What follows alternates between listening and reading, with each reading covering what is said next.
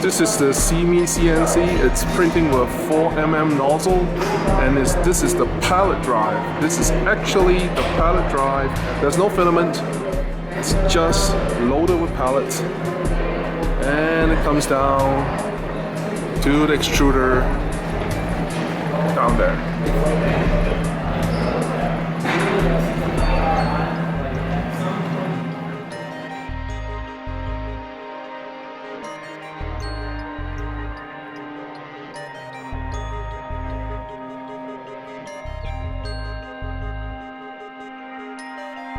From there, we can get a printout of this chair.